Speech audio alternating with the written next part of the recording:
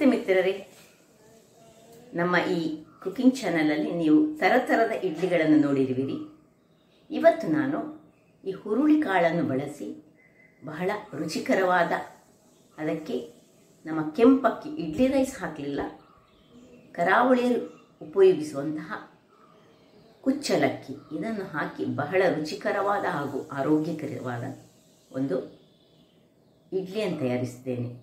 ಉದ್ದು ಹಾಕುವ ಅವಶ್ಯಕತೆಯೇ ಇದಕ್ಕೆ ಇಲ್ಲ. ಹಾಗಿರುವಾಗ ಇದು ಮಕ್ಕಳಿಗೂ ಸಹ ಬಹಳ ಸೂಕ್ತವಾದುದು. ಆದರೆ ಗರ್ಭಿಣಿ ಸ್ತ್ರೀಯರು ಇದನ್ನು ಸ್ವಲ್ಪ ಅವಾಯ್ಡ್ ಮಾಡಬೇಕು. ಯಾಕಂದರೆ ಸ್ವಲ್ಪ ಹೀಟಿನ ಅಂಶವನ್ನು ಹೊಂದಿರುವಂತಹ ಹುರುಳಿಕಾಳು ಗರ್ಭಿಣಿ ಸ್ತ್ರೀಯರಿಗೆ ಅಷ್ಟೊಂದು ಉತ್ತಮವಲ್ಲ ಎಂಬ ಭಾವನೆ ನನ್ನದು. ಅದರೊಟ್ಟಿಗೆ ಈ ಹೀಟನ್ನು ಬ್ಯಾಲೆನ್ಸ್ ಮಾಡಲಿಕ್ಕೆ ಒಂದು ಬಹಳ ರುಚಿಕರವಾದ ಸಾಂಬಾರ್, ಸೋರೆಕಾಯಿ ಸಾಂಬಾರನ್ನು ತಯಾರಿಸಿದ್ದೇನೆ. ಬಹಳ ರುಚಿಕರವಾಗಿರ್ತದೆ ಇದರ ಕಾಂಬಿನೇಷನ್. ಹಾಗಿರುವಾಗ ಯಾರೆಲ್ಲ ನನ್ನ ಚಾನಲನ್ನು ನೋಡ್ತಿದ್ದೀರಿ, ಯಾರೆಲ್ಲ ಇನ್ನೂ ಸಬ್ಸ್ಕ್ರೈಬ್ ಮಾಡಿಲ್ಲ, ದಯವಿಟ್ಟು ಸಬ್ಸ್ಕ್ರೈಬ್ ಮಾಡಿ, ಸಪೋರ್ಟ್ ಮಾಡಿ ಅಂತ ಹೇಳುತ್ತಾ ಬನ್ನಿ ಈ ರುಚಿಕರವಾದ ಇಡ್ಲಿಯನ್ನು ಹೇಗೆ ತಯಾರಿಸುವುದು ಎಂದು ನೋಡೋಣ. ಮಿತ್ರರೇ, ಇವತ್ತು ಈ ಹುರುಳಿಕಾಳು ನೋಡಿ, ಇದನ್ನು ನಾನು ನೆನೆ ಹಾಕಿ ಒಂದು ಸಾಧಾರಣ 6-7 ಗಂಟೆ ಆಯಿತು. ಹುರುಳಿ ಹಾರ್ಸ್ ಗ್ರಾಮ್, ಇದರಿಂದ ನಾವು ಇವತ್ತು ಇಡ್ಲಿಯನ್ನು ಮಾಡೋಣ. ಈ ಹಾರ್ಸ್ ಗ್ರಾಮಿಗೆ ನಾವು ರೆಡ್ ರೈಸ್, ಇಡ್ಲಿಗೆ ನಾವು ಯಾವಾಗಲೂ ಇಡ್ಲಿ ರೈಸ್ ಯೂಸ್ ಮಾಡೋದಲ್ಲ, ಇವತ್ತು ಕುಚ್ಚಲಕ್ಕಿ, ಕೆಂಪು ಕುಚ್ಚಲಕ್ಕಿಯನ್ನು ಯೂಸ್ ಮಾಡಿ ಬಹಳ ಬೇರೆ ಏನು ಹಾಕಲಿಕ್ಕಿಲ್ಲ, 2 ಬಗೆಯಿಂದ ನಾವೀಗ ಬಹಳ ಸೊಗಸಾದ ಆರೋಗ್ಯಭರಿತವಾದ ಇಡ್ಲಿಯನ್ನು ಮಾಡ್ತಿದ್ದೇವೆ. ಈ ಇಡ್ಲಿ ಯಾರು ಪ್ರೆಗ್ನೆಂಟ್ ವುಮನ್ ಇದ್ದಾರೆ ಅವರು ತಿನ್ನಬಾರ್ದು, ಮತ್ತು ಬೇರೆ ಎಲ್ಲರಿಗೆ ಸಹ ಇದು ಬಹಳ ಆರೋಗ್ಯಕ್ಕೆ ಉತ್ತಮ. ಡಯಾಬಿಟಿಕ್ ಪೇಷಂಟ್ಗಳಿಗಂತೂ ಹೇಳಿ ಮಾಡಿಸಿದಂಥದ್ದು. ಯಾರು ವೆಯ್ಟ್ ಲಾಸ್ ಮಾಡ್ತೀರಿ ಅವರಿಗೆ ಸಹ ಇಂತಹ ಇಡ್ಲಿ ಬಹಳ ಉತ್ತಮ. ಈಗ ಅಳತೆ ಹೇಳಿದರೆ, ಈ 1 ಲೋಟದಲ್ಲಿ ನೋಡಿ, 1 ಲೋಟಕ್ಕೆ 3 ಲೋಟದಷ್ಟು ಅಕ್ಕಿ, 1 ಲೋಟ ಹುರುಳಿಕಾಳಾದರೆ ಇದನ್ನು ನೋಡಿ ಮಾತ್ರ ಕಮ್ಮಿ ಹೇಳಿದರೆ ಒಂದು 6ರಿಂದ 8 ಗಂಟೆ ನೆನೆಸಲೇಬೇಕು.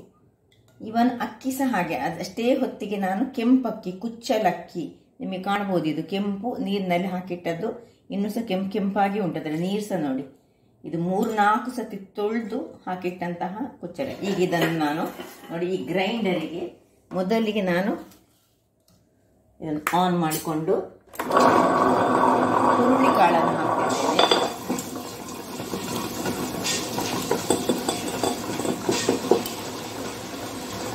ಹುರುಳಿಯ ಒಟ್ಟಿಗೆ ನಾವೀಗ ಈ ಅಕ್ಕಿ ಅಂತ ಒಟ್ಟಿಗೆ ಹಾಕಿ ಒಟ್ಟಿಗೆ ಗ್ರೈಂಡ್ ಮಾಡಿಕೊಳ್ಳೋದು. ಒಳ್ಳೆ ಹೇಗೆ ನಾವು ಇಡ್ಲಿಗೆ ಹಿಟ್ಟು ಮಾಡ್ತೇವೆ ನೋಡಿ, ಅದೇ ರೀತಿಯಾಗಿ ಅದು ಗ್ರೈಂಡ್ ಆಗಬೇಕು. 1:3 ಪ್ರಪೋರ್ಷನ್. ಕೆಲವರೆಲ್ಲ ಪ್ರಪೋರ್ಷನ್ ಎಷ್ಟು, ಪ್ರಪೋರ್ಷನ್ ನಾವು ಅಷ್ಟು ಕ್ಲಿಯರ್ ಆಗಿ ಹೇಳಿದೆ ಸಹ ಕೆಲವರು ಪುನೊಮ್ಮೆ ಹೇಳ್ತಾರೆ. ಅದರಿಂದಾಗಿ 1 ಲೋಟ ಹುರುಳಿಕಾಳಿಗೆ 3 ಲೋಟಗಳಷ್ಟು ಅಕ್ಕಿ ಬೇಕು. ನಾವು ಕೆಂಪು ಅಕ್ಕಿಯನ್ನು ಯೂಸ್ ಮಾಡಿ ಬಹಳ ಆರೋಗ್ಯಭರಿತವಾಗಿ ಮಾಡ್ತಿದ್ದೇವೆ. ಈಗೆಲ್ಲ ಹಾಕಿ ಸ್ವಲ್ಪ ನೀರು ಹಾಕಿ ಗ್ರೈಂಡ್ ಮಾಡ್ಕೊಳ್ತೇನೆ. ವೀಕ್ಷಕರೇ ನೋಡಿ, ಒಳ್ಳೆ ಫೈನ್ ಆಗಿ ಗ್ರೈಂಡ್ ಆಗಿದೆ. ಈಗ ಆಫ್ ಮಾಡಿಕೊಂಡು ಒಂದು ಒಳ್ಳೆ ಪಾತ್ರೆಗೆ ಇದನ್ನು ತೆಗೆದುಕೊಳ್ಳೋಣ.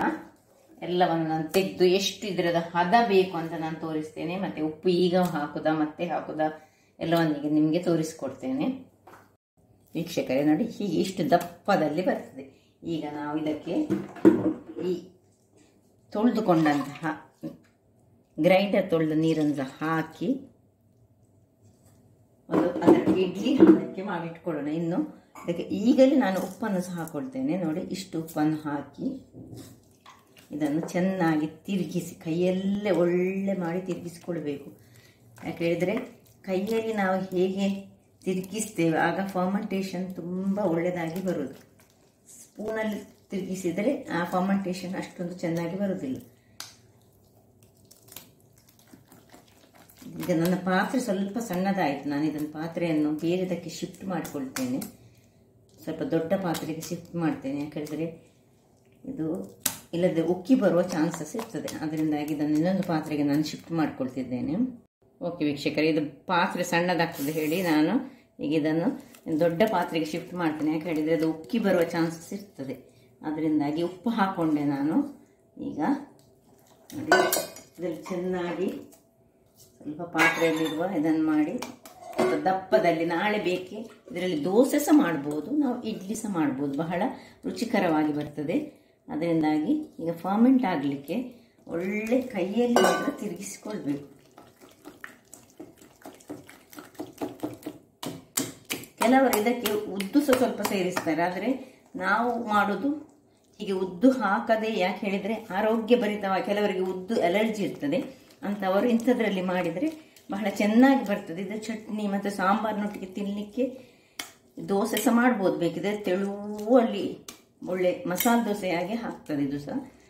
ಸೊ ಹೀಗೆ ಕಲಡಿಸಿಕೊಂಡು ನನ್ನ ಆಲ್ರೆಡಿ ಶೈಲಿ ಹಾಗೆ ಮುಚ್ಚಳವನ್ನು ಮುಚ್ಚಿ ಒಂದು ಬಟ್ಟೆಯನ್ನು ಕಟ್ಟಿ ನಾವು ಇದನ್ನು ಫರ್ಮೆಂಟೇಷನ್ಗೆ ಬಟ್ಟೆಯನ್ನು ಕಟ್ಟಿ, ಇನ್ನು ನಮ್ಮ ಕೆಲಸ ನಾಳೆ ಬೆಳಿಗ್ಗೆ.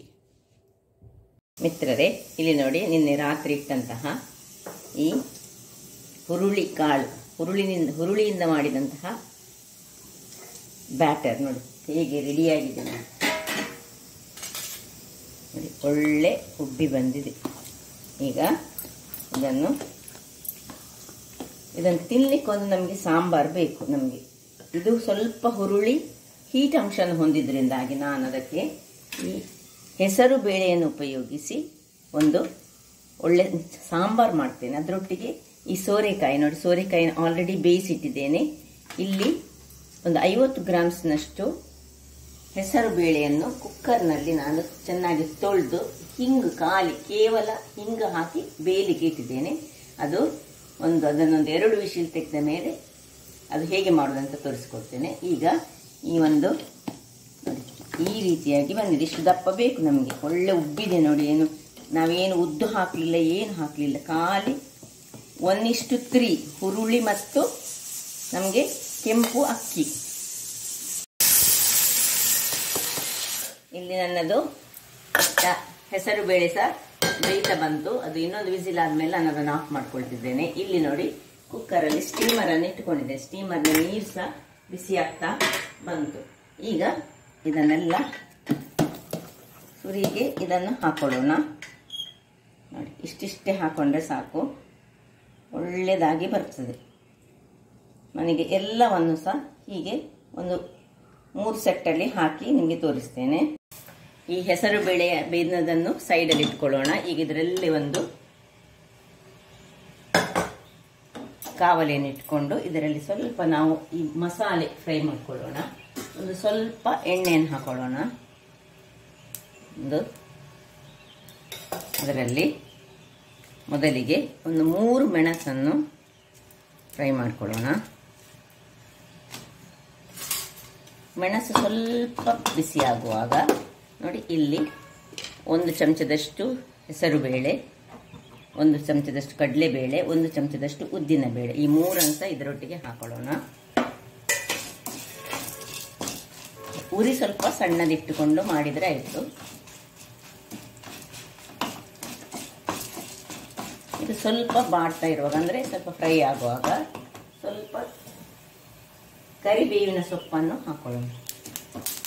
ಸ್ವಲ್ಪ ಹೇಳಿದ್ರೆ ಒಂದು ನಿಮಗೆ ಹೆಚ್ಚು ಸಹ ಹಾಕೊಳ್ಬಹುದು. ಅದು ಒಂದು ಮುಷ್ಟಿಯಷ್ಟು ಹಾಕಿದ್ರೆ ಸಹ ಕರಿಬೇವಿನ ಸೊಪ್ಪು ಬಹಳ ಒಳ್ಳೆಯದಾಗ್ತದೆ.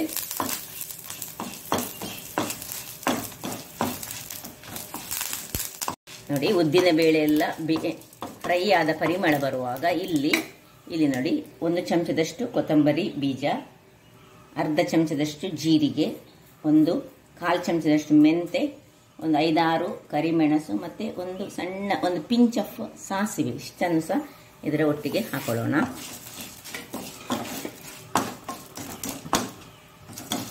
ವೀಕ್ಷಕರೇ ನೋಡಿ, ಇದಿಷ್ಟು ಕಲರ್ ಒಳ್ಳೆ ಘಮ ಪರಿಮಳ ಬರ್ತಾ ಉಂಟು. ಇನ್ನು ಸ್ವಲ್ಪ ಇಂಗನ್ನು ಸಹ ಇದಕ್ಕೆ ಹಾಕೊಳ್ಳೋಣ. ಇಂಗು, ಮತ್ತೆ ನಿಮ್ಮ ಹತ್ರ ಹಸಿ ತೆಂಗಿನ ತುರಿ ಇದ್ರೆ ಈಗ ಹಾಕಿ, ಅಥವಾ ಒಣ ತೆಂಗಿನ ತುರಿ ಇದ್ರೆ ಸಹ ಆಗ್ತದೆ. ಸ್ವಲ್ಪ 2-3 ಚಮಚದಷ್ಟು ಹಾಕಿದರೆ ಸಾಕು, ತುಂಬ ಬೇಡ. 2-3 ಚಮಚದಷ್ಟು ನೋಡಿ, ಇಷ್ಟು ಸಾಕು. ಹಾಕೊಂಡು ಸ್ವಲ್ಪ ಫ್ರೈ, ನನ್ನದು ಹಸಿ ತೆಂಗಿನ ತುರಿ ಆದ್ರಿಂದ ಸ್ವಲ್ಪ ಇದರೊಟ್ಟಿಗೆ ಫ್ರೈ ಮಾಡ್ತಾ ಇದ್ದೇನೆ ನಾನು. ಇದಕ್ಕೆ ಸ್ವಲ್ಪ ಹಳದಿ ಪುಡಿಯನ್ನು ಹಾಕೊಳ್ಳೋಣ. ಒಂದು ಅರ್ಧ ಚಮಚವ ದಷ್ಟು ಹಳದಿಯ ಪುಡಿ ಹಾಕ್ಕೊಂಡು ಸ್ವಲ್ಪ ಹೀಗೆ ತಿರುಗಿಸಿಕೊಂಡು ಸ್ವಲ್ಪ ಈ ನಮ್ಮ ತೆಂಗಿನ ತುರಿ ಸ್ವಲ್ಪ ಚೂರು ಫ್ರೈ ಆಗಬೇಕು, ಅಷ್ಟು ತನಕ ತಿರುಗಿಸ್ಕೊಳ್ಳೋಣ. ಓಕೆ, ಇಷ್ಟಾಗುವಾಗ ನೋಡಿ ಒಳ್ಳೆಯದು ಫ್ರೈ ಆಯಿತು. ಇದನ್ನು ಆಫ್ ಮಾಡಿಕೊಂಡು ಇದನ್ನು ತಣ್ಣಗಾಗಲಿಕ್ಕೆ ಬಿಡೋಣ. ವೀಕ್ಷಕರೇ, ಇದು ತಣ್ಣಗಾಗಿದೆ.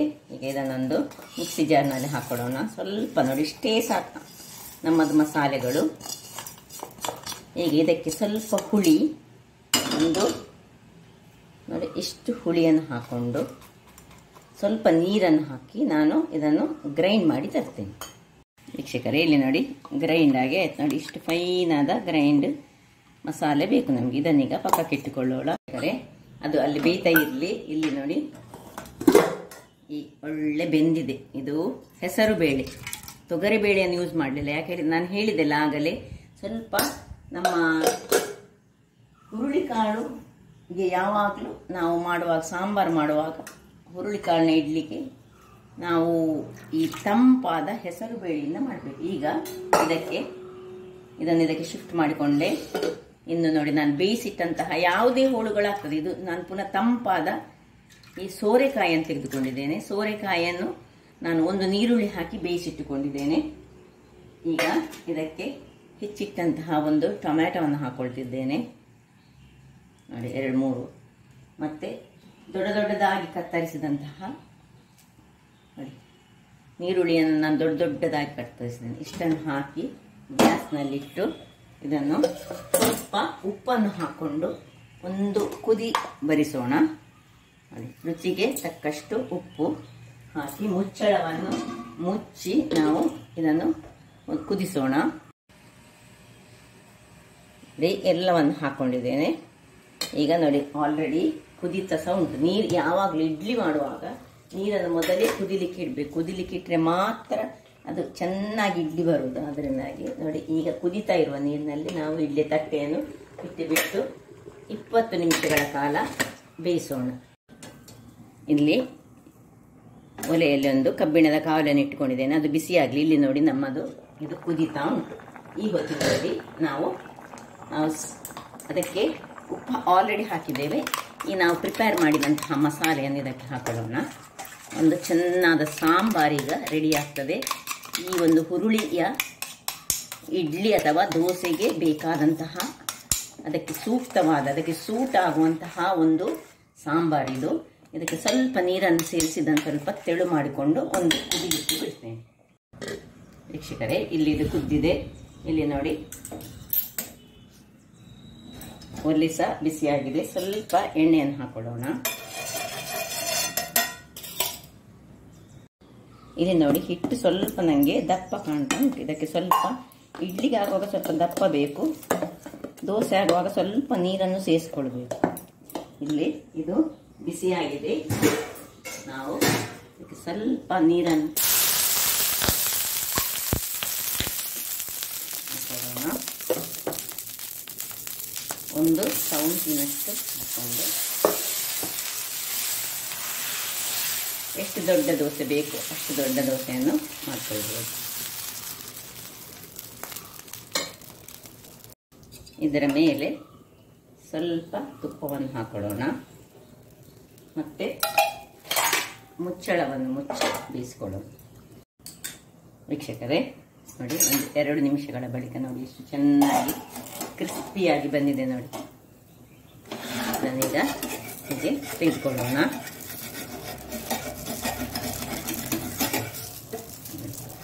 ಟೆಕ್ಸ್ಚರ್ ನೋಡಿ ಹೇಗೆ ಉಂಟು ಹೇಳಿ. ಇದನ್ನು ಓಕೆ ನೋಡಿ ಹೇಗೆ ಬಂದಿದೆ ನೋಡಿ. ಇಲ್ಲಿ ಇಡ್ಲಿ ಸಹ ರೆಡಿಯಾಗಿದೆ. ಈಗ ಇಲ್ಲಿ ಸಾಂಬಾರ್ ಬಹಳ ಚೆನ್ನಾಗಿ ಕುದೀತಾ ಉಂಟು. ಇದನ್ನೀಗ ಆಫ್ ಮಾಡ್ಕೊಳ್ಳೋಣ. ಇದಕ್ಕೊಂದು ಒಗ್ಗರಣೆ ಬೇಕಿದ್ರೆ ಒಗ್ಗರಣೆ ಕೊಡ್ಕೊಳ್ಬೋದು. ನೋಡಿ, ನಾನು ಇದೇ ಒಂದು ಪಾತ್ರೆಯಲ್ಲಿ ಸ್ವಲ್ಪ ಎಣ್ಣೆಯನ್ನು ಹಾಕಿ ಬೆಳ್ಳುಳ್ಳಿಯ ಒಂದು ಒಗ್ಗರಣೆಯನ್ನು ಕೊಡ್ತೇನೆ.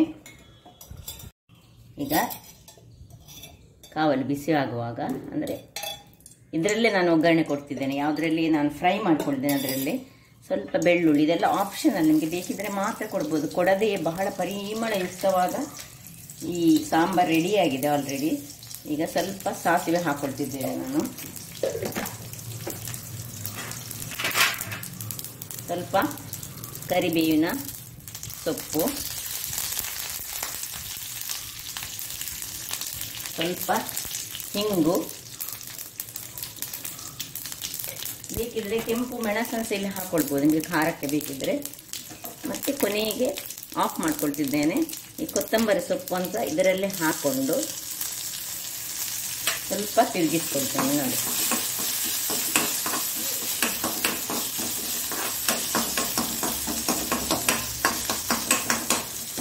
ಆಯಿತು, ಇದನ್ನು ಇದಕ್ಕೆ ಶಿಫ್ಟ್ ಮಾಡುವ.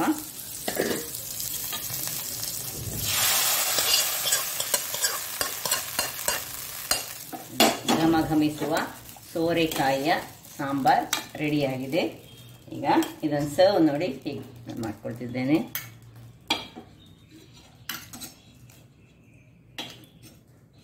ಇದರಲ್ಲಿ ಇಡುವ. ಇಲ್ಲಿ ಇಡ್ಲಿ ಸಹ ರೆಡಿಯಾಗಿದೆ.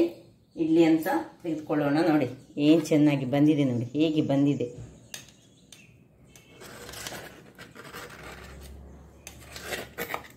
ನೋಡಿ ಹೇಗೆ ಎಷ್ಟು ಸ್ಮೂತಾಗಿ ಸಹ ಬಹಳ ಸ್ಮೂತಾಗಿ ಉಂಟು. ಹೇಗೆ ಹೇಳ್ತದೆ ನೋಡಿ, ಪಟ ಪಟ ಹೇಳ್ತದೆ ಸಹ. ಏನು ನಾವು ಉದ್ದ ಹಾಕಲಿಲ್ಲ, ಖಾಲಿ ಕೇವಲ ಹುರುಳಿ ಕಾಳು ಮತ್ತು ಕೆಂಪು ಅಕ್ಕಿ, ಅದು ಸಹ ಕುಚ್ಚಲಕ್ಕಿಯಿಂದ ಮಾಡಿದಂತಹ ಈ ಒಂದು ಬಹಳ ಸೊಗಸಾದ ಇಡ್ಲಿ, ಆರೋಗ್ಯಕ್ಕಂತೂ ಹೇಳಿ ಮಾಡಿಸಿದಂಥದ್ದು. ಅದೇ ಮೊದಲಿಗೆ ನಾನು ಹೇಳಿದೆ, ಯಾರು ಪ್ರೆಗ್ನೆಂಟ್ ವುಮನ್ ಇದ್ದಾರೆ ಅಂಥವರು ಇದನ್ನು ಅವಾಯ್ಡ್ ಮಾಡಿ. ಉಳಿದವರು ಯಾರು ಸಹ ಆರೋಗ್ಯಕ್ಕೆ ಉತ್ತಮವಾದದ್ದು. ಯಾಕಂದರೆ ಇದು ಸ್ವಲ್ಪ ಹೀಟ್ ಆದ್ದರಿಂದ ನಾನು ಹೇಳ್ತಿದ್ದೇನೆ. ಮತ್ತು ಡಾಕ್ಟರ್ ಸಲಹೆಯ ಮೂಲಕ ನೀವು ತೆಗೆದುಕೊಳ್ಬೋದು. ಹಾಗಾದರೆ ನನ್ನ ಈ ಕುಕಿಂಗ್ ಚಾನಲ್ ನಿಮಗೆ ಇಷ್ಟ ಆದರೆ ಬೋಳೂರು ಸುವರ್ಣ ಚಾನಲನ್ನು ಲೈಕ್ ಮಾಡಿ, ಶೇರ್ ಮಾಡಿ ಹಾಗೂ ಸಬ್ಸ್ಕ್ರೈಬ್ ಮಾಡಿ. ಹಾಗೂ ನನ್ನ ಇನ್ಸ್ಟಾಗ್ರಾಮ್ ಪೇಜನ್ನು ಫಾಲೋ ಮಾಡಿ. ಧನ್ಯವಾದಗಳು.